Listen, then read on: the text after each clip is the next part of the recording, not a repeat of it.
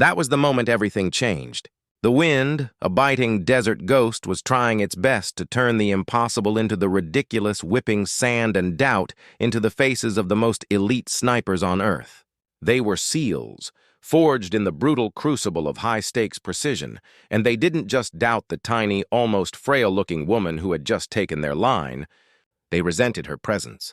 Their rifles were extensions of their very will, and hers was just a rental from the armory, a tool she was unworthy to wield. The target, a metallic sliver on the distant horizon, was 2,800 meters away, a distance only ever hit in history by sheer, dumb luck or by computer-assisted artillery, not by a human being. The lead instructor, his face a mask of skeptical exhaustion, gave the order. A hush fell, heavy with judgment. She didn't adjust, didn't fuss, didn't even breathe like a normal person. She just held the heavy, unforgiving steel as if it were a delicate flower, her cheek welded to the stock. Her finger, steady as a bedrock monument, found the trigger. Then, the desert air was torn apart, and the impossible happened. The world of 1941 was a rapidly shrinking place, its geography consumed by the ravenous maw of the Eastern Front. This was not the cinematic, clean war of North Africa or the strategic maneuvering of the Western Allies.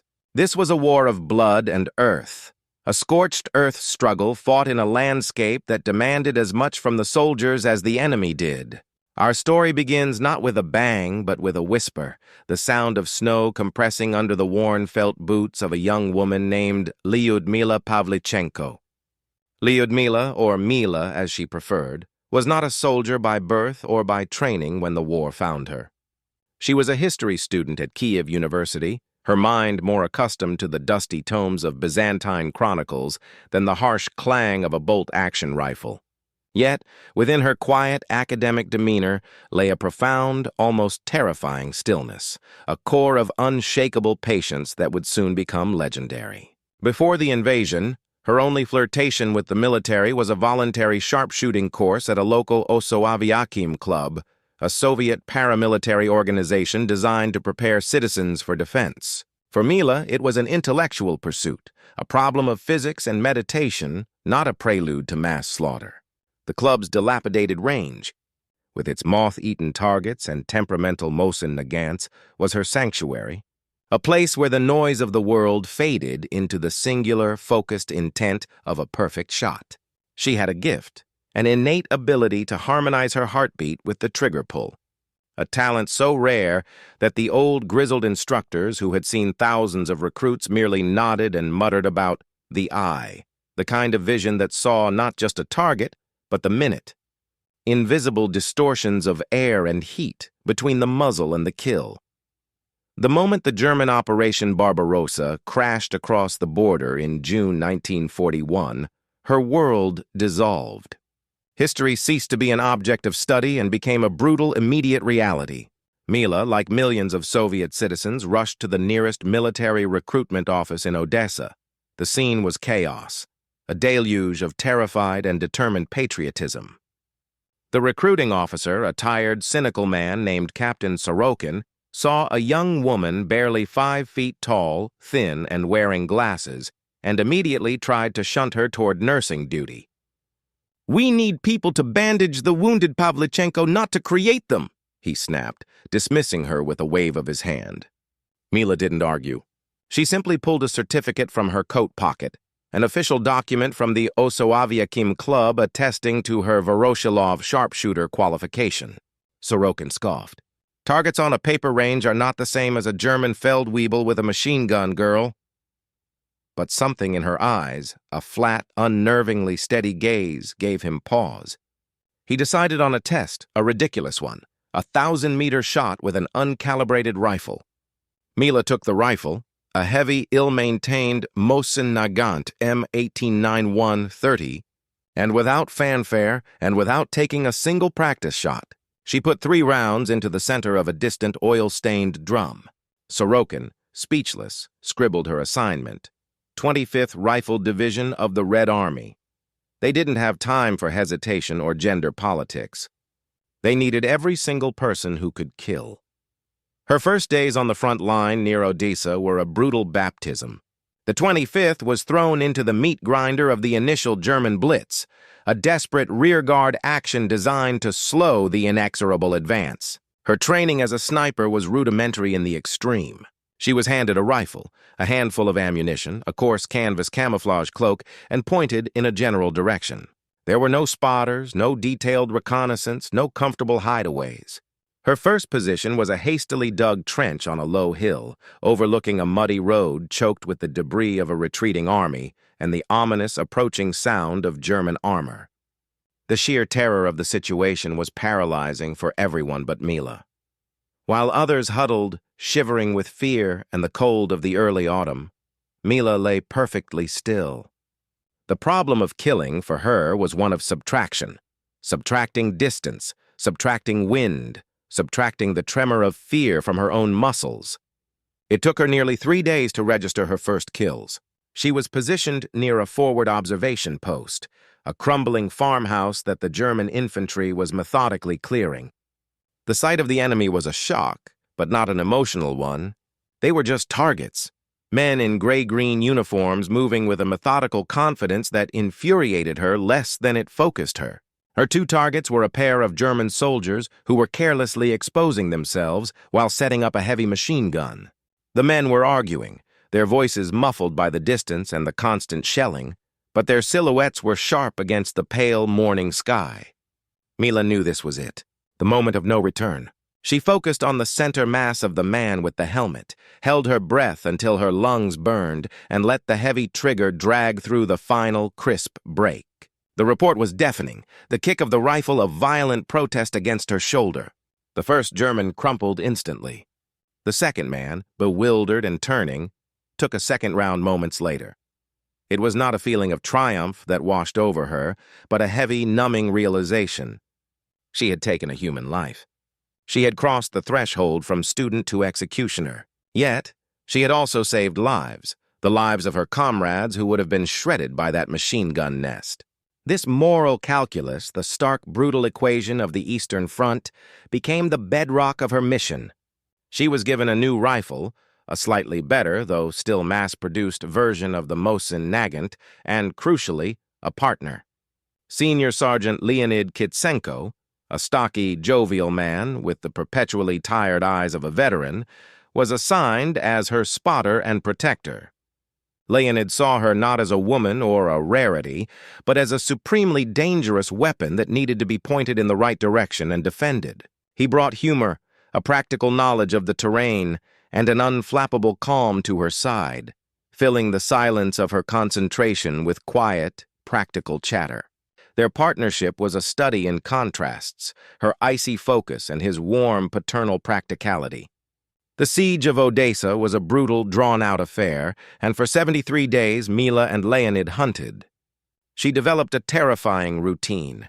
Rise before dawn, crawl to a pre-selected hide, wait for hours until she was an organic part of the landscape, and fire only when the shot was a certainty.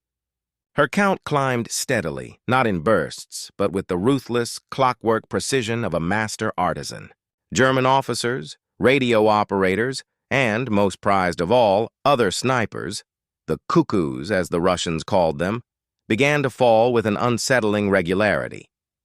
The Germans, initially dismissive, began to realize a highly skilled marksman was operating in their sector, and they started to use countermeasures, decoys, complicated movements, and, most terrifyingly, their own dedicated snipers hunting the hunter.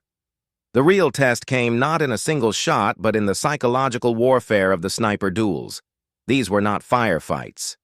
They were hours-long, silent contests of patience, camouflage, and will. The enemy sniper would pick a patch of ground, and Mila would be given the task of eliminating him. It was a game of inches, where the slightest movement, the smallest reflection of light, could mean death. In one particularly grueling duel that lasted nearly 2 days outside of a ruined village, she found herself pitted against a German master sniper, a decorated veteran from the Waffen-SS.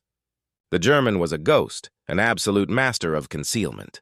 Mila and Leonid lay in their position, barely moving, watching the snow for any unnatural pattern. Every hour, a single puff of vapor, A tiny distortion of the air or the briefest glint of glass gave away a potential position, only for them to find it was a sophisticated decoy. Leonid was about to call it off, his patience finally snapping, when Mila stopped him with a single unblinking glare. She had noticed something small, almost imperceptible. A tiny, almost fractal deviation in the moss on a ruined wall. A spot that was too clean. The German had burrowed into the wall, creating a minuscule firing port, and had used local foliage to cover the entrance. He thought he was invisible. Mila waited another 6 hours, until the sun was at the perfect angle to cast the deepest shadow within the firing port. She knew he would have to shift his eye to adjust to the light difference. When he did, a movement of no more than a millimeter, she fired. The duel was over. She crawled over. The siege of Sevastopol was less a military campaign and more a protracted industrial slaughter. For 250 days, from October 1941 to July 1942, the city fortress on the Crimean Peninsula became the centerpiece of the Eastern Front's southern flank, a crucible of unyielding Soviet defense against the relentless assault of the German 11th Army. For Lyudmila Pavlichenko and the remnants of the 25th Rifle Division, the move to Sevastopol was a transition from a fighting retreat to a desperate, entrenched stand. The terrain itself was a maze of crumbling limestone cliffs, deep ravines, and the ancient, pre-built fortifications of the city. This was a sniper's paradise and a hell on earth for the infantry. Mila's effectiveness skyrocketed in this complex, unforgiving environment. She now had a territory, a known quantity of ridges, ruins, and shadow lines that she memorized with the same dedication she once gave to historical dates. Her count climbed past 100, then 150, making her an invaluable asset and a legend among the defenders. The constant stress, however, was a slow-acting poison. Sleep became a luxury, often interrupted by the screech of German Stuka dive bombers or the unnerving, methodical pounding of the heavy German siege artillery, the monstrous Dora railway gun and its smaller cousins. Every day was a fight against the cold, against hunger, against the ever-present stench of cordite and death, and against the crushing weight of isolation. A sniper's war is a solitary one, fought at the periphery of the main action, where the silence is as dangerous as the noise. Mila and Leonid Kitsenko maintained their effective partnership, their bond deepening from a professional pairing into a lifeline. Leonid was her anchor to humanity, the only person who could consistently coax a half-smile from her tight, grim face. He would bring her stolen scraps of food, tell her corny old jokes about collective farmers, and, most importantly, provide the clear-headed tactical support that allowed her to focus solely on the shot. Their most active hunting grounds became the forward slopes of the Sapun Ridge, an elevated piece of ground that offered a commanding view of the German lines, but was also subject to some of the most intense shelling. It was here, in the broken earth and shattered trees, that Mila would spend entire days and nights, camouflaged with uncanny skill, often not moving more than a few inches for 12 hours at a stretch. She became a natural predator, able to distinguish the sound of a German voice from 100 yards away, to track the arc of a cigarette smoke plume against the pale sky, and to spot the subtle, unnatural disturbance in the natural detritus of the battlefield that betrayed an enemy position. She was no longer just shooting. She was manipulating the enemy's fear. Her targets were no longer random soldiers. She began focusing on high-value targets, German machine gun crews who would often be replaced immediately after a kill, creating a predictable lethal cycle, forward observers whose destruction blinded the German artillery, and most crucially, senior officers. Every time a new group of German officers, arrogant in their distance from the main fighting, set up a reconnaissance post, Mila would be called in. The precision and speed of her kills began to send a terrifying message through the German ranks. Nowhere was truly safe. The sniper duels intensified, becoming a daily fact of life. The Germans, desperate to neutralize this ghost of a marksman who was decimating their command structure, began deploying their own best specialists. Mila found herself engaged in a terrifying game of cat and mouse with snipers from the elite German Gebirgsjäger mountain troops, men trained for brutal efficiency and extreme camouflage. She developed a complex methodology for hunting them, often employing psychological tricks. She would deliberately fire a round into a non-vital, visible area using the sound and dust as bait, and then watch the entire sector with a binocular, waiting for the briefest twitch of a counter-sniper trying to relocate or confirm her position. It was during one of these prolonged duels in the late spring of 1942 that a profound and devastating event occurred. They were pinned down for nearly 3 days by a highly proficient German sharpshooter who was using a scorched-out tank hull as his position. The German was patient and exceptionally well camouflaged, firing only a few very accurate shots per day. Leonid, frustrated by the stalemate and worried about their dwindling supplies, decided to risk a quick move to a secondary position. As he crawled, a shot rang out, not from the tank, but from a previously unnoticed secondary position, a ruined church spire that the German had meticulously prepared. The bullet struck Leonid in the arm. Mila immediately shifted her focus, her mind a terrifying blend of rage and icy calm. She provided immediate covering fire on the church, pinning the new sniper down, and then, using the noise of an incoming mortar barrage, she dragged a badly wounded Leonid back into their main hideaway. It was a severe, though not life-threatening, injury. Leonid, pale and in pain, insisted she continue the mission. He was evacuated the next day, leaving Mila utterly alone for the first time since the early days of Odessa.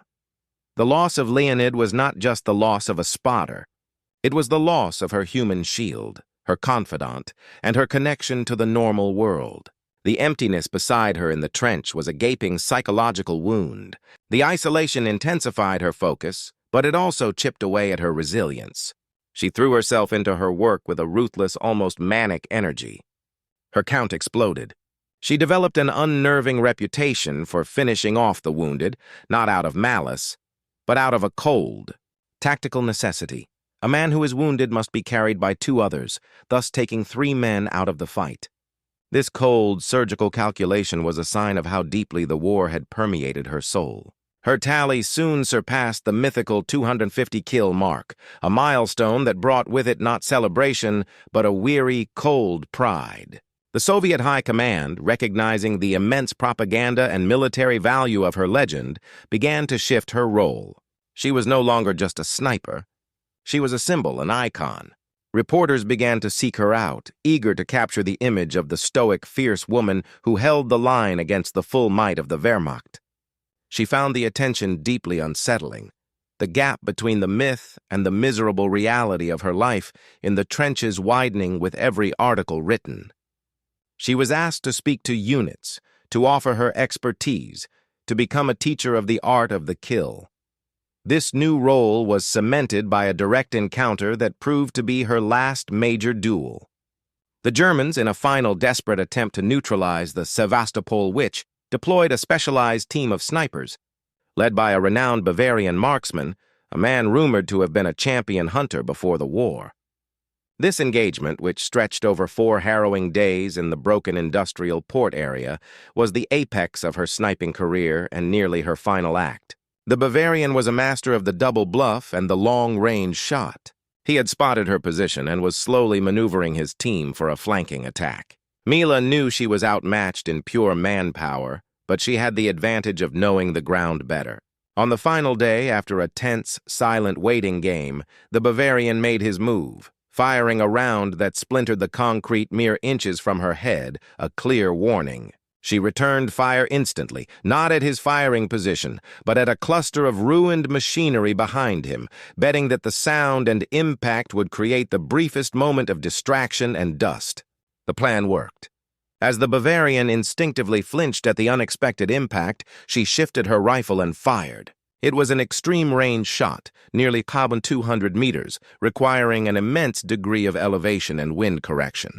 But her finger, steady as ever, found the trigger's sweet spot, and the heavy Mosin Nagant spoke its final command. She later confirmed the kill, finding the man's rifle and a photo of his family. Her official tally stood at 309 confirmed kills, a number that was immediately classified and circulated as a morale-boosting legend. It was a staggering count, making her one of the most effective snipers of all time. But the end of her combat career was already decided. not by choice, but by a flash of enemy fire. On June 14, 1942, while directing a group of young recruits in a forward position, a German mortar round landed devastatingly close. The shrapnel ripped through the trench, striking her multiple times. She was immediately evacuated, her war finally over, not with the death of the enemy but with her own near-fatal wounding. As she lay on the stretcher, bleeding profusely but strangely serene, she saw the shattered landscape of Sevastopol for the last time. She was alive, but the world she was leaving behind was a smoking ruin, and the world she was heading toward, a place of medals and propaganda tours, was completely unknown. The silence of the field hospital, a sound she hadn't heard in 8 months, was deafening, a profound quiet that she knew could only be temporary. Her physical wounds would heal, but the war had left a more permanent mark, a dark, quiet room inside her mind from which the ghosts of 309 men could never be truly evicted. And she knew, with a certainty that chilled her to the bone, that the Soviet state was not done with Lady Death. They had merely traded her rifle for a microphone. The transition from the blood-soaked earth of Sevastopol to the polished marble halls of the Kremlin and, eventually, to the manicured lawns of Washington, D.C., was a jarring, almost surreal experience for Lyudmila Pavlichenko. The world of Lady Death was fundamentally incompatible with the world of propaganda and diplomacy. Recovering from her severe wounds, she was awarded the title of Hero of the Soviet Union, the nation's highest honor, and elevated to the rank of major. But her destiny was no longer to pull a trigger. It was to pull the heartstrings of a skeptical, hesitant America. By mid-1942, the Soviet Union was bearing the catastrophic brunt of the German war machine, desperate for a second front in Western Europe to relieve the pressure. Stalin's strategy was multifaceted, but a key component was a propaganda offensive designed to galvanize Western public support. And Lyudmila Pavlichenko, the unassuming, battle-hardened history student with 309 confirmed kills, was the perfect, devastating human exhibit. Her mission was clear. She was to be the face of Soviet courage and suffering, a human argument for the immediate opening of a new front. She was packaged and sent as part of a Soviet delegation to North America, alongside fellow young war heroes. But it was Mila who was the centerpiece. The journey itself was a profound shock. She was flown from the bombed-out wreckage of Moscow to the pristine, bustling, and utterly detached reality of the United States. New York was a kaleidoscope of color and noise, a place where people worried about fashion and gasoline rationing, not whether a shell would land on their roof. For Mila, who had lived on stale bread and the adrenaline of the kill for months, the sheer abundance was a moral affront. She was dressed in a new, sharp Soviet military uniform, her medals prominently displayed and thrust into a relentless schedule of press conferences, factory tours, and political rallies. The American press and public, initially, were fascinated, treating her with a mixture of awe and exotic curiosity. She was a celebrity, but her celebrity was built on the most profound human tragedy. Journalists flocked to her, eager for sensationalist details. Their questions, however, quickly revealed a deep chasm of understanding between the two worlds. They asked about her hair, her uniform, and whether Soviet women wore makeup, treating her more like a sideshow act than a major who had faced death daily. The American media, used to the softer, more sanitized narratives of warfare, struggled to comprehend the raw, brutal reality of the Eastern Front, and they struggled even more with the idea of a female killing machine. In a press conference in Washington, D.C., a male reporter, his tone patronizing, had the audacity to ask, "Do you not think, Major, that such work is inappropriate for a woman? Do you wear silk underwear under your uniform?" The room went silent. Mila, who had been struggling to maintain her composure through weeks of such superficiality, finally snapped. Her reply, delivered in a clipped, heavily accented but perfectly clear English that she had diligently learned for the tour, was a direct, chilling indictment of their collective ignorance. "I am amazed," she stated, her voice trembling not from nerves, but from controlled fury, "at the kind of question a gentleman can ask a woman who has killed 309 fascist invaders." The effect was instantaneous and absolute. The room erupted, and the tone of the American press coverage began to shift. They realized they were dealing with a force of nature, not a demure puppet. She was no longer just the Soviet curiosity. She was a fierce, living embodiment of the war's true horror.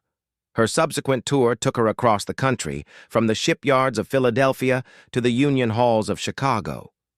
She spoke in her own voice, eschewing the prepared propaganda speeches, choosing instead to tell simple, brutal stories of a starving child she saw in Odessa, of a comrade burned alive by a flamethrower team, of the silence after a sniper duel. Her message was unwavering. We have already paid a heavy price for our freedom. Open the second front! Her words, spoken by a woman who had demonstrably stood in the line of fire, carried a moral weight that no male diplomat or politician could match. Her most important stop was the White House, where she met with President Franklin D. Roosevelt and, crucially, with First Lady Eleanor Roosevelt. The two women formed an immediate, profound connection. Eleanor, a progressive and empathetic figure, saw past the uniform and the kill count to the exhausted, traumatized human being underneath. She invited Mila to tour the country with her, bypassing the official handlers and allowing Mila to speak more freely and personally to crowds across the nation. Eleanor's support was a game changer. The two women toured together, speaking at rallies and union meetings, often to crowds of thousands. Mila was now less of a propaganda tool and more of a genuine bridge between two very different cultures facing a common enemy. The sheer power of her presence, a young woman pleading for a global solution, resonated deeply with American women, particularly those working in the war industries. She spoke directly to them, highlighting the shared burdens of sacrifice and patriotism. "You fight with rivets and wrenches," she told a group of women factory workers in Chicago. "I fought with a rifle, but we are all soldiers." It was a powerful, unifying message. Yet as her celebrity grew, so did her internal struggle. Every speech, every interview was a performance, a retelling of trauma that deepened the psychological scar tissue she carried. She was perpetually exhausted, plagued by nightmares that were only exacerbated by the luxury of a warm bed. The contrast between the life she was living and the ghosts she carried was almost unbearable. The sheer weight of 309 men lay on her, a number that she had to constantly justify and uphold in her public life. The political impact of her tour was significant. While it did not immediately precipitate the Second Front, that was a decision predicated on vast, complex military and logistical realities. It profoundly influenced American public opinion, shifting the focus from Soviet ideology to shared human suffering and military courage. She put a compelling human face on the war in the East, an essential precursor to the eventual full alliance. Her time in North America culminated in an invitation to Canada, where she was received with equal fervor and respect. The tour was a triumph of soft diplomacy, a victory won not with a bullet but with truth, a fierce eloquence, and the simple, undeniable presence of a hero. But the end of the tour, and the return journey, marked a return to a difficult reality. The propaganda machine had used her up and was now ready to welcome her back into its embrace, ready to classify her as a relic, a finished story. As her plane lifted off from North America, leaving behind the fleeting admiration and the strange, superficial world of celebrity, she felt a profound sense of emptiness. She had achieved her mission, influencing the political winds, but she was still the same solitary figure haunted by her past. She had traded the physical battle for a psychological one, and the latter was proving far more insidious.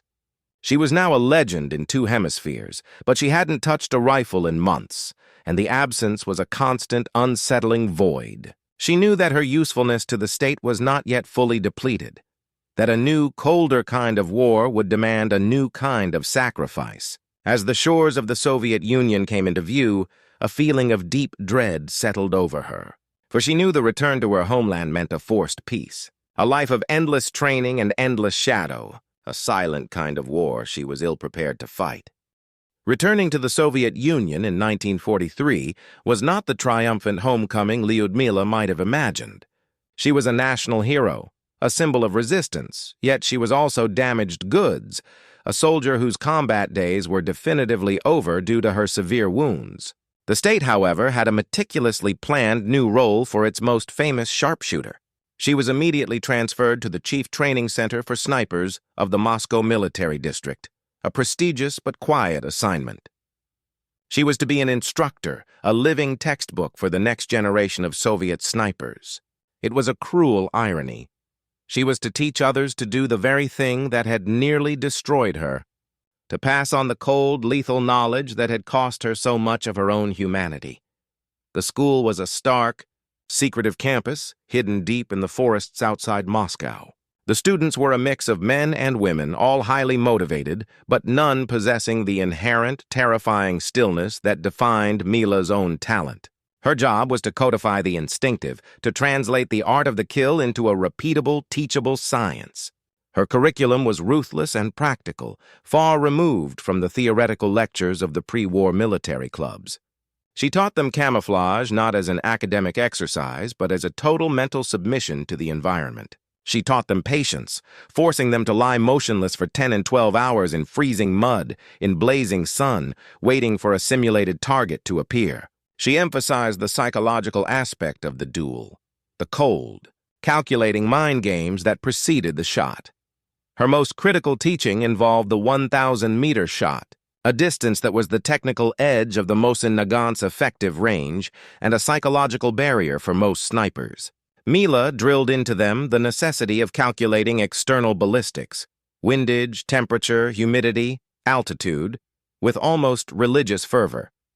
She would stand beside them on the range, her expression perpetually grim, and critique their movements with a laser-like focus. A slightly too fast trigger pull, a subtle movement of the cheek on the stock, an extra-quick inhalation, all were met with a withering glare and a sharp, concise correction. "You are not a soldier with a rifle," she would tell them, her voice low and intense.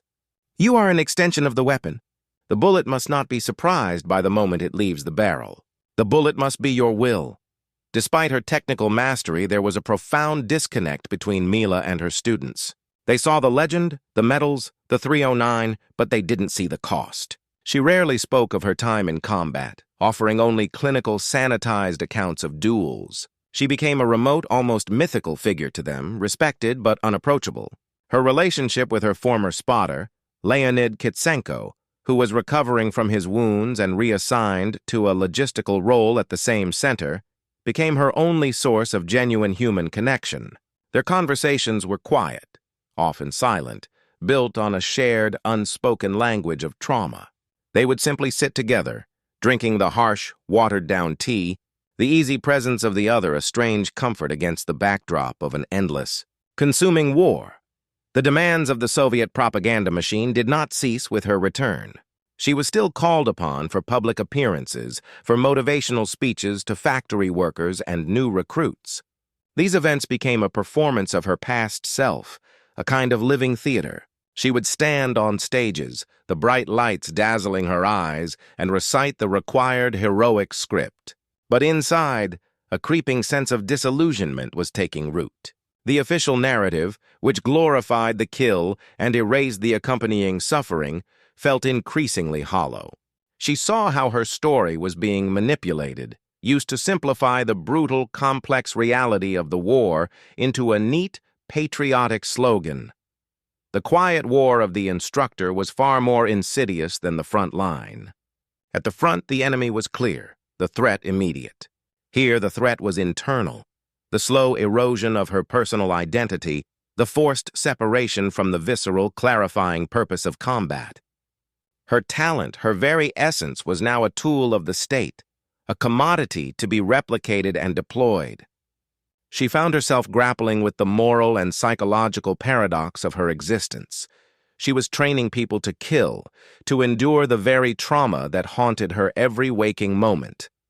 How could she, in good conscience, prepare them for the emotional wreckage that inevitably followed the technical perfection of a kill? This internal conflict manifested during a high-stakes training exercise.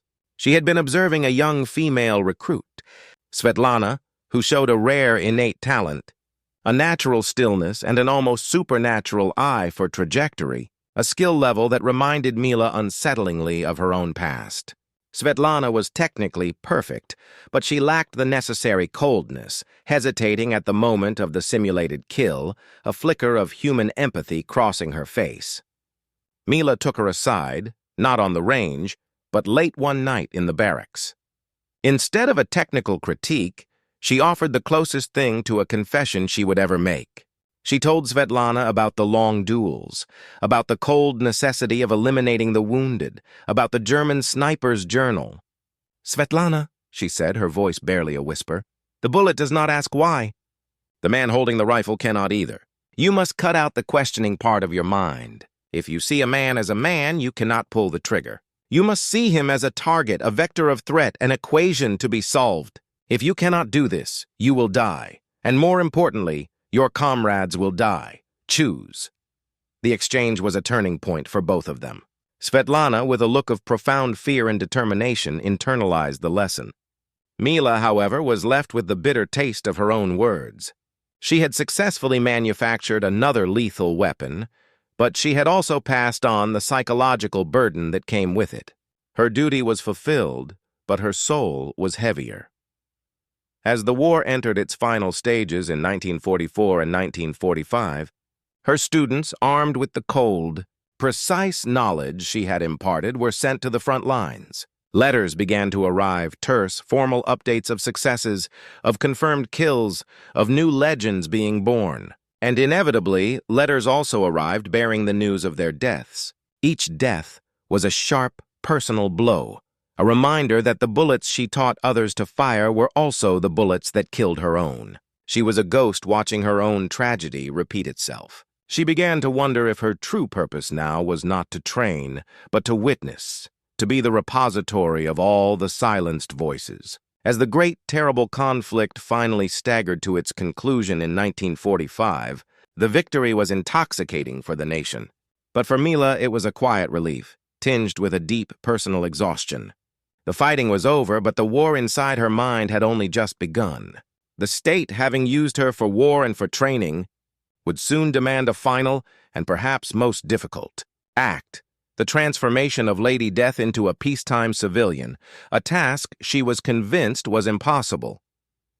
The end of the Great Patriotic War in May 1945 brought forth a tumultuous, collective sigh of relief across the Soviet Union.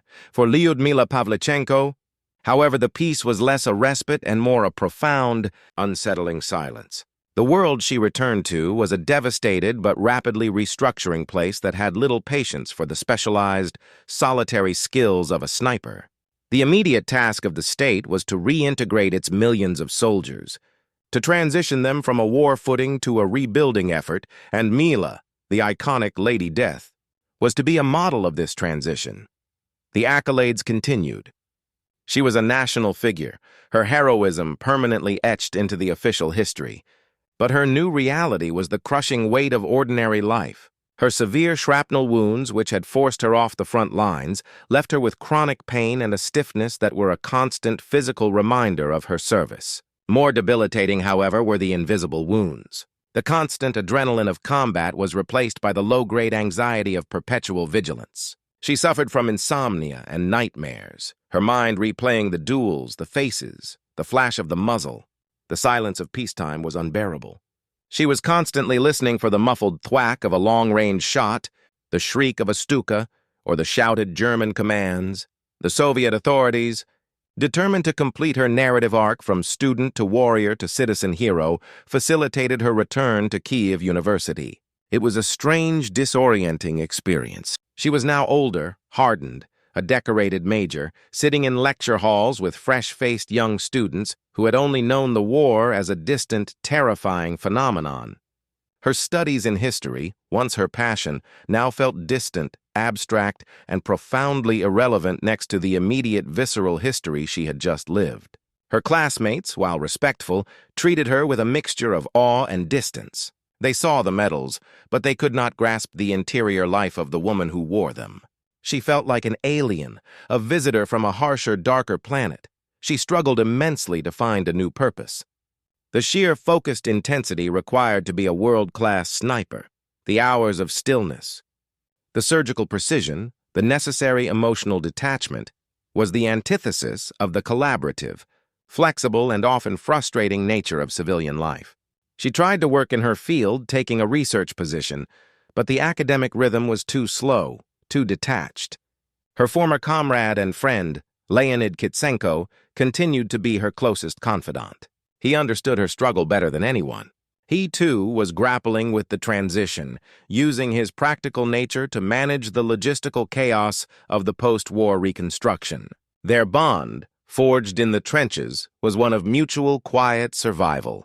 They eventually married, a decision based on a deep, shared history and profound mutual respect, a lifeline in the bewildering currents of peace. Rather than a passionate romance, her life became a continuous, uncomfortable balancing act between her legend and her reality. She was still called upon for official duties, for ceremonies, for the constant stream of interviews from domestic and foreign journalists keen to write about the now peaceful Lady Death.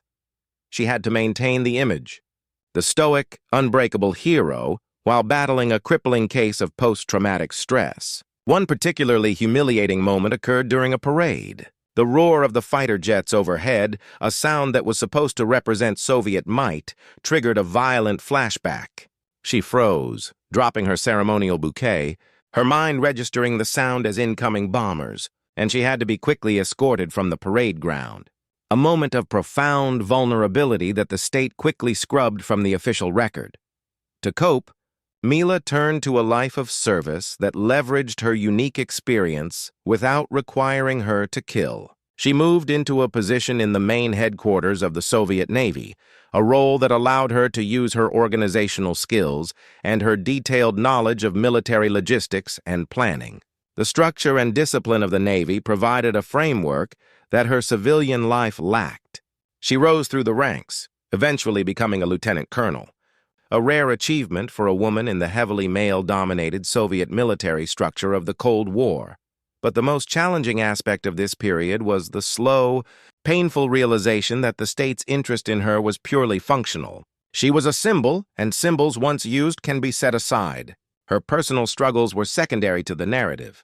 The government, focused on the immediate, tangible future, offered little in the way of psychological support for its heroes. She had to navigate her trauma largely alone, relying on the quiet companionship of Leonid and her own extraordinary internal fortitude.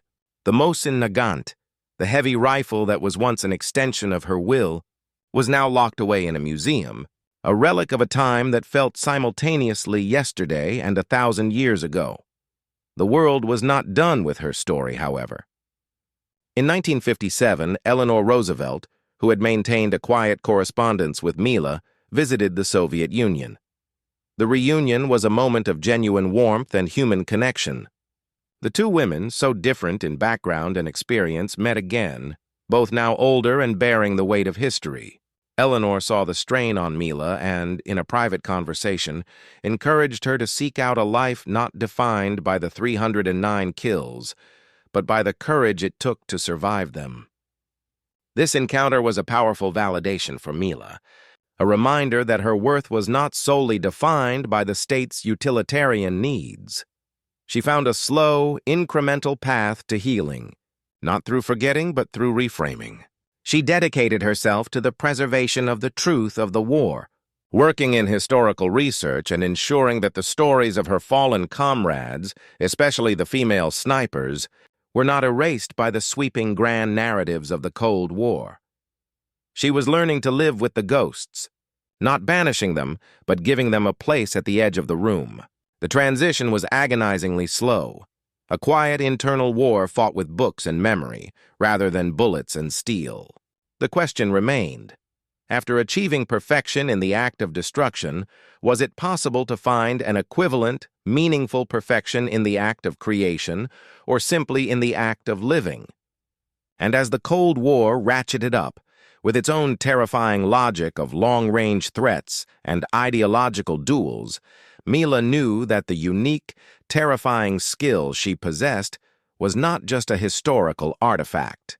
In a world defined by the long shadow of the new threat, she would soon be called upon in a different capacity. To confront the implications of her past mastery, a confrontation that would link her trench warfare of the 1940s to the space-age nightmares of the 1960s. Lyudmila Pavlichenko's later life was a study in quiet, powerful endurance. Having successfully transitioned from sniper to instructor, then to historian and military officer in the Soviet Navy, she had achieved a measure of hard-won peace. Yet the past was never truly dormant. Her unique world-class knowledge of extreme-range ballistics and human psychology was a resource the Soviet state would not let lie fallow, especially during the peak of the Cold War. The space race and the arms race of the 1960s were not just about missiles and orbits. They were also about precision, optics, and the human factors of aiming and targeting across vast distances, a direct, if scaled up, echo of her time on the Sevastopol battlefield. Her expertise was subtly, and then more directly, absorbed into the Soviet space and missile programs. Her experience in correcting for atmospheric distortion, for extreme temperature variations, and for the minute technical flaws in high-precision weaponry was invaluable to the teams developing long-range guidance systems. She was not a mathematician or an engineer, but her empirical knowledge, gained through a relentless trial-and-error process with 7.62mm rounds over a mile of contested ground, provided a ground-level reality check for theoretical calculations. Her input was classified, her official role remaining in the Navy, but she became a quiet, essential consultant, an unsung contributor to the development of the high-powered optics and trajectory algorithms that would guide Soviet rockets and satellites. The irony was profound. The woman who had mastered a 19th-century rifle to save her country was now helping to propel it into the 21st century. Her personal life remained grounded by the enduring, comforting presence of Leonid. They lived a modest life, defined by their mutual devotion to historical preservation and the quiet task of raising their family. But the specter of her legend, the indelible mark of 309, followed her like a second shadow. Young military recruits, academics, and even engineers continued to seek her out, eager for a piece of the mythical Lady Death. She remained fiercely protective of her privacy, offering only generalized technical advice, keeping the emotional core of her combat experience locked away.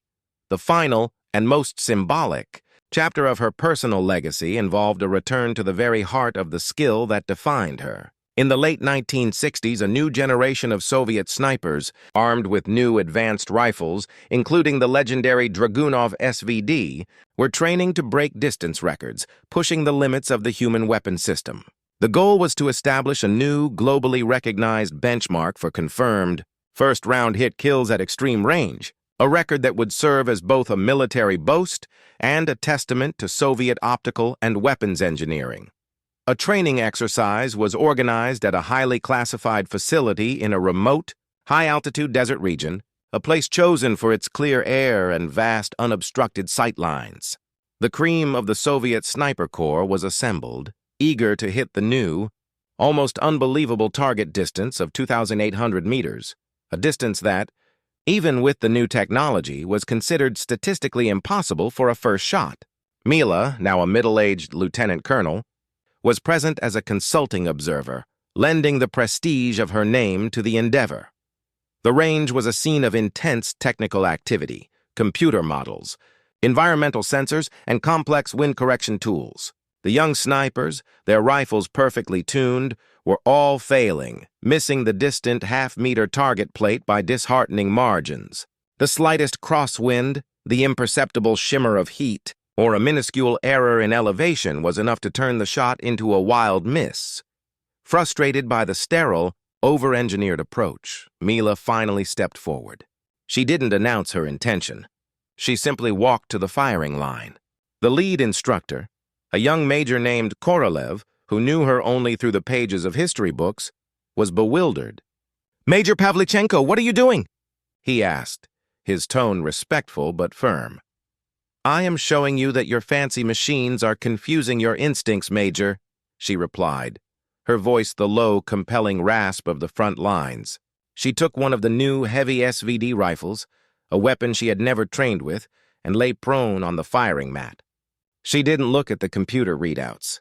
She spent several long minutes simply watching the air, observing the heat lines rising from the desert floor, feeling the minute, almost imperceptible shifts in the high-altitude wind against her cheek. She was not calculating. She was perceiving. Her focus was the same profound, terrifying stillness that had defined her in the trenches 30 years earlier, a quiet communion between a soldier and the landscape. The target was a tiny, reflective square on the edge of the visible horizon, a theoretical maximum for the weapon. She took a single, slow, deep breath, not to steady her pulse, which was already unnaturally slow, but to establish a total, internal equilibrium. Her finger found the trigger, and she applied pressure with the decades-old, learned perfection of a surgical instrument. The shot was fired. For a moment, there was silence, the men holding their breath. Then the distant, incredibly delayed ping of metal, striking metal, echoed across the vast desert. The cameras and instruments confirmed it instantly. First shot. Direct hit, 2,800 meters. The range erupted in cheers and disbelief.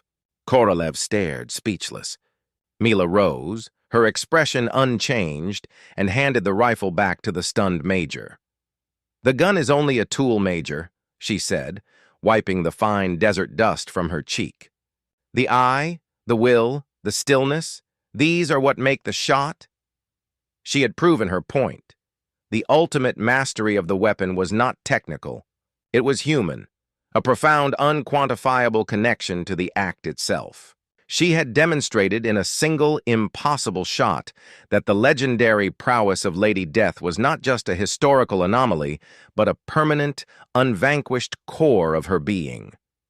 She had linked the old, brutal war of the trenches with the new, silent war of precision and science. It was her final, perfect public performance. She had laid the foundation for the precision warfare of the future, not with new technology, but with the undeniable, timeless power of a steady hand and an unshakable will. The shadow of the dawn, the siege of Sevastopol, and the silent duels were all contained in that one. Final, perfect act of violence and control. A shot that defined the beginning of a legend and the culmination of a survivor's journey. But the ultimate legacy of Lyudmila Pavlichenko was not the number of her kills, nor the range of her final shot, but the silent, unanswerable question her life posed to all who would follow in her footsteps. When a human being achieves perfection in the art of destruction, can they ever truly find peace in the art of living?